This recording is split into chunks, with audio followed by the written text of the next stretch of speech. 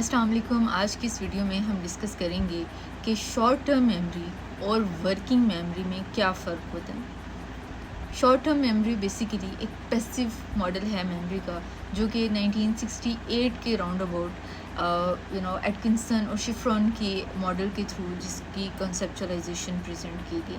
On the contrary जो working memory model है ये 1974 में आके बेडले और हिच ने प्रपोज़ किया। उन्होंने ये कहा कि जो शॉर्ट टर्म मेमोरी का मॉडल है जिसके मुताबिक इंफॉर्मेशन को पैसिवली एक जैसे शेल्फ में किसी चीज़ को उठा के स्टोर कर दिया जाता है, वैसे ये पहले कॉन्सेप्शन थी कि इंफॉर्मेशन हमारे दिमाग में इस तरह से स्टोर होती है। आपने वो मैजिकल नंबर के बारे में सुना होगा 7 + -1 + -2। तो उसके मुताबिक ये कि इंफॉर्मेशन इतने 7 + -2 बिट्स जो इंफॉर्मेशन है वो आपके दिमाग अपने एक टाइम पे स्टोर कर सकता है।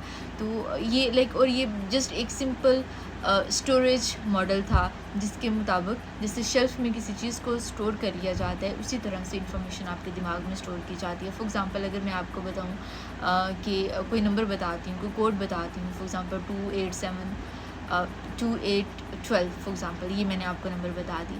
तो ये आपने अपने जहन में अगर स्टोर कर लिए हैं तो ये इट्स मीन कि आपने अपनी शॉर्ट टर्म मेमोरी में स्टोर किए हैं, राइट। लेटर ऑन जाके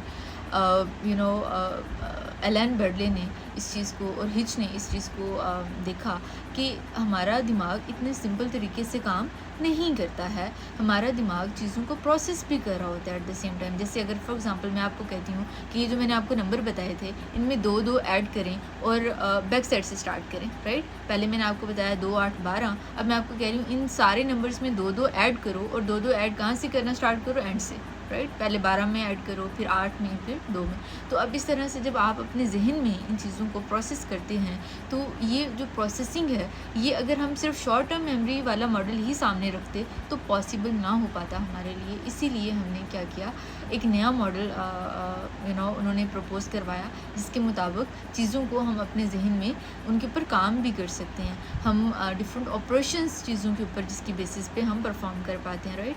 उन्होंने जो मॉडल प्रेजेंट किया उसकी बेस पे उन्होंने कहा कि सबसे पहले तो डिफरेंट ऑब्वियसली उन्होंने फिर पार्ट्स बताया, राइट। उन्होंने कहा एक सेंट्रल एग्जीक्यूटिव होता है। वो सेंट्रल एग्जीक्यूटिव ये काम करता है कि जितनी भी चीज़ें आपके दिमाग तक आ रही हैं उनमें से डिसाइड करता है कि कौन सी वाली जो इन्फॉर्मेशन है वो आगे फर्दर प्रोसेस की जाएगी, कौन सी वाली इन्फॉर्मेशन पे आगे फर्दर अटेंशन पे की जाएगी। फिर उसने कहा कि अब ये जो इन्फॉर्मेशन आ गया उसमें से कुछ साउंड रिलेटेड होगी, राइट, या लैंग्वेज रिलेटेड होगी, और कुछ उसमें से इन्फॉर्मेशन ऐसी होती है जो इमेजेस से रिलेटेड होती है।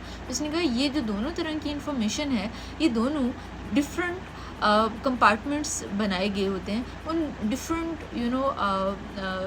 लूप्स में जाके डिफरेंट कंपार्टमेंट्स में जाके ये प्रोसेस होती हैं। जो लैंग्वेज से रिलेटेड जितनी भी इंफॉर्मेशन है, साउंड से रिलेटेड जितनी भी इंफॉर्मेशन है, वो सारी की सारी फोनोलॉजिकल लूप में प्रोसेस होती है, राइट।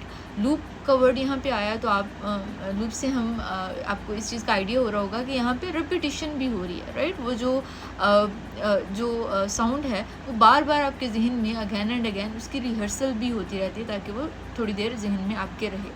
ऑन द कंट्ररी जो इमेजेस से रिलेटेड जो आप कह लें कि स्पेशल इंफॉर्मेशन है, डायरेक्शन से रिलेटेड इंफॉर्मेशन है। जैसे मिसाल के तौर पे मैं आपसे अगर पूछती हूँ कि आपके रूम में कितनी खिड़कियाँ हैं, राइट, या आपके कॉलेज का जो हॉल है उसमें कितनी खिड़कियाँ हैं, आप आंखें बंद करके थोड़ा विजुअलाइज करने की कोशिश करेंगे, राइट। फलां साइड पे इतनी है, फलां साइड पे इतनी है, दरवाज़ा इस साइड पे है। तो ये जो आपके स्पेशल आप ने जो एक इमेज बनाया अपने जहन में, ये बेसिकली आपके जो एक डिफरेंट कंपार्टमेंट होता है दिमाग का जिसे हम नाम देते हैं विजुअल स्पेशल स्केच पैड, वहाँ पे जाके ये प्रोसेस हो रहा होता है, ठीक है।